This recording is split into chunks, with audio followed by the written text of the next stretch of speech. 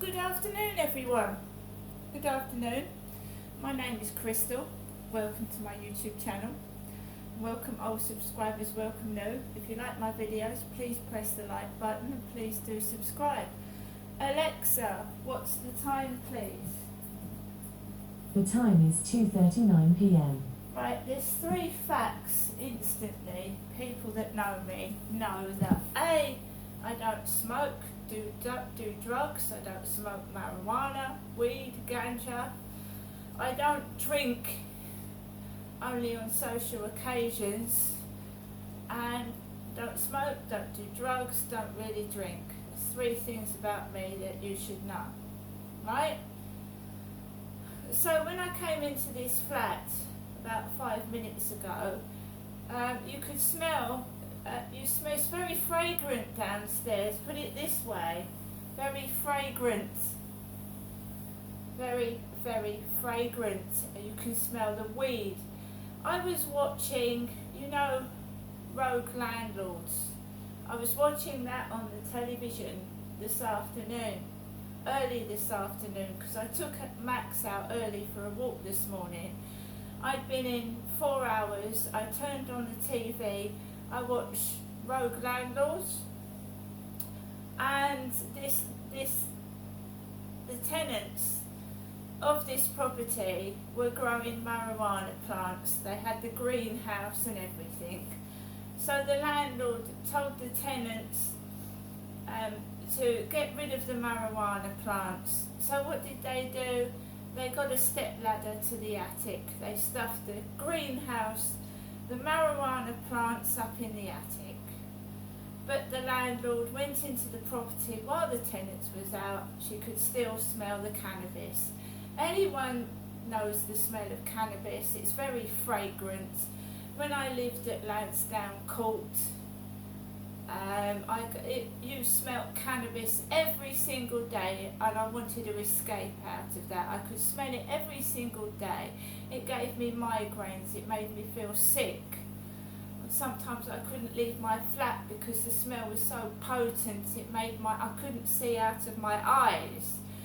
So now in this building, the same thing's happening. Somebody is smoking cannabis downstairs. As they're coming in the building, they're probably finishing off a joint of weed. It doesn't do me any good. It gives me a headache. It makes me feel disorientated. It's supposed to loosen you up. Loosen you up, lose your inhibitions, you talk to anybody, but it does the exact opposite for me. It makes me feel ill, and I want to stay indoors because it makes me feel sick. It doesn't do anything for me at all, marijuana. It doesn't even alleviate the pain, so it's pointless wafting that all over me. So I watched the telly, I was playing my game, I was minding my own business in my flat, doing my washing up, mopping the floor. I'm a middle-aged woman, I'm 55 this year. I'm not a young thing that can go from partner to partner, run around. And by the way, someone's asking me for rude pictures. I want to see pictures of your boobs, and I get this picture of a man with a very, very thick beard. I'm not sending pictures of my boobs to a profile picture, even if you do try and loosen me up with cannabis. I mean, really. So you get the gist of it, guys. You get asked for boob pictures this morning by a fake profile, and they think if they waft cannabis in your face, then it's going to loosen you up, and you're suddenly going to send a picture of your boobs to a strange profile picture. I don't think so. And you know what my real name is, don't you? Because it's on my YouTube channel.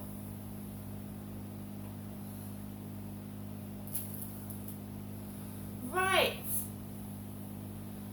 I then watched 4 in a Bed, which was very interesting, the Hotel series.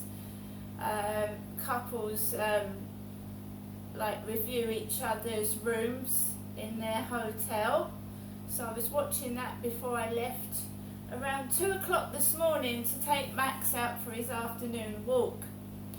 Excuse me, cannabis makes me thirsty, dries up my mouth.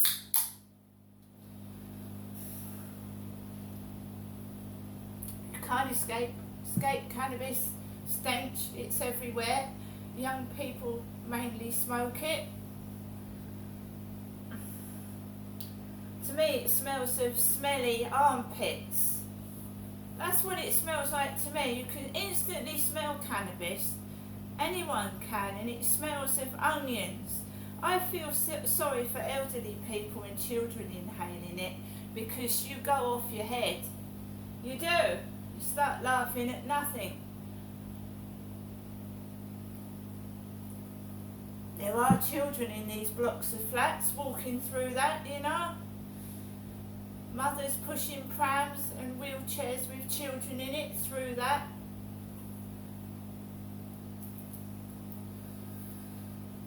Right. I threw some rubbish out in the bin. I walked onto the field slowly.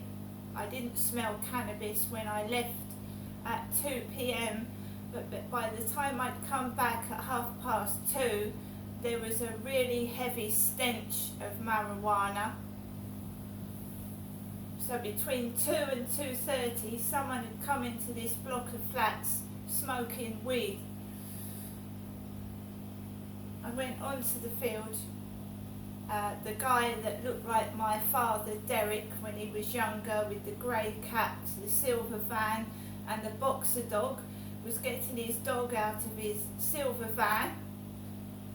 And remember that Stuart drives Charlotte around in a silver car, and Charlotte's got blonde hair. So this guy, so it's all fitting into place for me now what's been going on. So this guy gets the boxer dog out. There's a blonde woman. Is my hair blonde? No, it's ginger. There's a blonde woman mimicking me as I'm running with Max. So she's running with her dog down the path like I do with Max. I let her go and then I walked on the grass verge. I went onto the field and I walked Max around the field. I saw 2 lads walking towards me. I crossed over the field where exactly the same walk that I did this morning. The old guy with the cap sat on the bench with his boxer dog. And I walked around the fields and there was people going into the co-op. I haven't been in the co-op today. I didn't go in the co-op yesterday either. Walked around the back of the block of flats. There's no post on the Sunday. And I walked into the flats. There was a bald-headed man on the railway station. A guy with a big bald head was looking at me down from the Rochester railway station as I was coming into the flat. I went into the lift and that is where I could smell the drugs. I'm in my flat now, drinking my Coca-Cola. I'm going to have a mini Cadbury's roll and I'm going to settle down until I have to take Max out again this evening.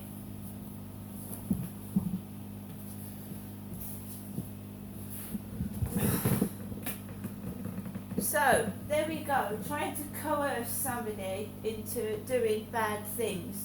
And why are they desperate for pictures of my boobs? Why? My eyes are watering, excuse me. Alexa, LBC Radio. LBC London from Global Player. Apply To the Mayor of London and TfL, every journey matters. Watch the Red Devils in a spectacular pre-season with MUTV on Sky. Just £7 extra a month. Get a front row seat as the team go head-to-head with Real Madrid, Wrexham and more. All live and exclusive. Catch a glimpse beyond the pitch with behind-the-scenes action from the USA Summer Tour and pre-season friendlies. Plus access to Manchester United's women's team and academy games also live. All this and more with MUTV on Sky. MUTV on Sky for £7 extra a month requires Sky TV. Cancellation requires 31 days notice. Customer service matters. Octopus Energy is the only which... Right, so we've got the adverts on the radio at the moment. I just want to explain to you that I don't want to go back living the way I was living. I was living in a bedsit. I had no company. I joined dating sites. Men came out, they used me, they left. People were smoking drugs, cigarettes, inside the communal areas, and you spent all of your day off your head, giggling and laughing at nothing, lying in the bedsit off your head. One guy said to me, "Why don't you call the police?" I said, "The police don't do anything. As soon as you mention cannabis, they turn around and say, well, the person's smoking it in their own flat, you know, like mind your own business."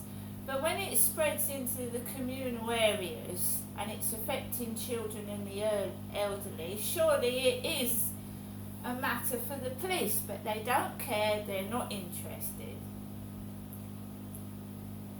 You know what it's like? There's no policing in this country at the moment, there isn't. They will only come out if it's an absolute emergency. And the air is being polluted not only by you know, fumes, I mean drugs and smoke are issues. But there you go.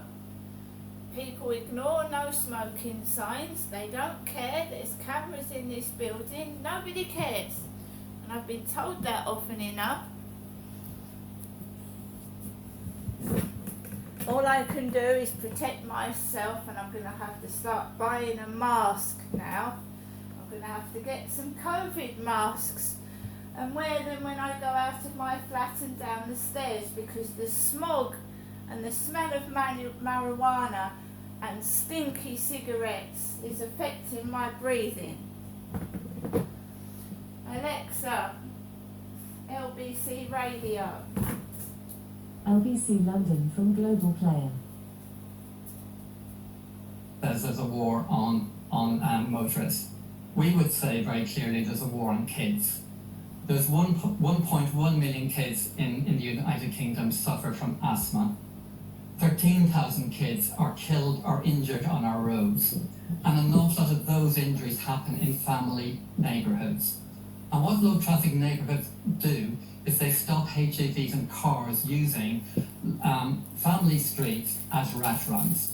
And so that is really crucial, a safety point of LTNs. And the idea that Prime Minister would announce a policy where he wants to increase the number of kids being killed and injured on our streets is just mind-boggling. The studies done on LTNs show there's a dramatic 50 to 70% cut in crashes in low traffic neighbourhoods with no increase on the boundary roads. So I would argue they're essential for London's kids, and we need to end the war on London's kids by the motor industry. Jonathan, I'm going to put some of the points that have been made very powerfully by very passionate listeners in the last 15 minutes.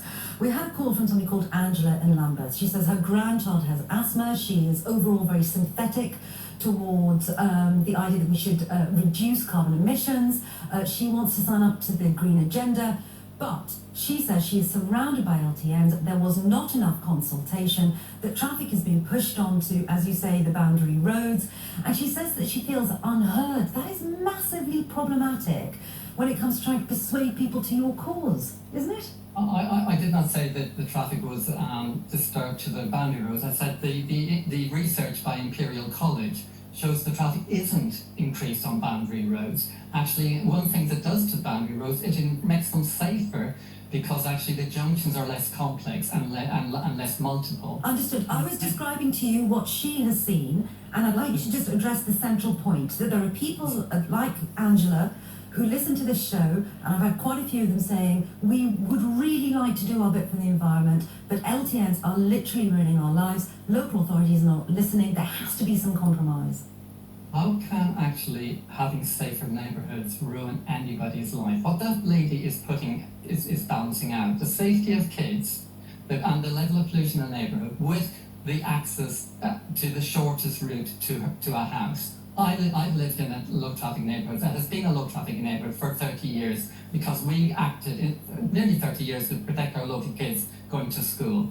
No house in any low traffic neighbourhood is blocked from access from a single car. If you are a disabled person and you drive, you can access every single house in my neighbourhood. So why is that a problem for people to protect our kids? I'll tell you why, because we had Victoria in Wood Green who called me just before the outbreak, and she said to me, listen, Sangeeta, again, I would be fully signed up to LTNs, but I'm surrounded by them, and it's adding, I think she had an extra 4 miles, I think she said, to her journey, and her argument was, my journey time is now extended, maybe more than 4 miles, and it means that she's spending more time in her car, and she's therefore using more petrol, and that of course is then pumping more CO2 into the air. She has a point, doesn't she? The idea that somebody is in London is driving an extra 4 miles, which is almost the entire borough because of low traffic neighbourhoods, it doesn't make sense to me. The idea that most of them I don't think she was making it up, to be fair. Well, some people do exaggerate. You imagine drivers, they want their shortcuts. I mean, we had somebody She's in not our... here to defend herself, so let's not cast aspersions yet. What we're actually putting bans on is the ease and convenience of drivers to go the shortest route versus the safety and quality of life for family streets. In Holland, in the 1970s, we had the same problem where the car was king and the war on kids by the motor car was dominant. And families and parents set up a campaign called Stop the Murder of Kids, and they persuaded their government to set up low traffic neighbourhoods and safe routes to school. So now Holland is a safe place for kids to cycle to school. And what has happened? 75% of Dutch kids cycle to school, 2% of British kids cycle to school. What has happened to their obesity rate? It's tiny. It's around 3%. Something like 37% of UK kids suffer from obesity and overweight. It's a health crisis for our kids, it's a safety crisis, and it's an asthma crisis. Why are drivers so intent on waging war on our kids? Danica McCarthy, thank you very much indeed for your time. Director of the Climate Media Coalition and former climate columnist for The Independent. Right, guys, talking about polluted air. Yeah, you can get polluted air inside your building. Right, I've eaten today. I had eggs and bacon for breakfast. I'm just going to have a snack from my lunch. During the evening I just have something small to eat as well. Yes, people do have asthma, and I think, it's up to people's discretion. If you want to smoke drugs, that's fair enough, but other people don't want to inhale it. They don't want to smell it, they don't want to inhale it. It's all on people's discretion, isn't it? You'll get a person that will, fair enough, smoke drugs and then keep it to themselves inside their flat, and then you'll get someone, have you seen them with these vape pipes? They'll blow it all over everybody, so they won't just puff it like it's a big show to blow a great big smog of smoke over everybody in front and behind them and to the side. And I've been in a room with a vape smoker, and I have been unable to breathe. It's made me feel lightheaded, dizzy, and like I can't breathe. I mean, if you want to smoke, I've got no problem with that, but why don't they let you smoke on trains and buses and in pubs and places like hospitals anymore? Because it does affect people's health. But if it's just a way of life now. You smell weed everywhere. You just smell it everywhere. It's everywhere. I'm going to get on with the rest of my day, my afternoon. But I just find it strange that I get pressurised to do boob photographs to a strange profile picture of a really, really hideous bearded man. And I wouldn't give away photographs to another photograph. I'd want to see that person face to face in the flesh, right? No one's getting photos out of me. I don't do that sort of thing. See you later.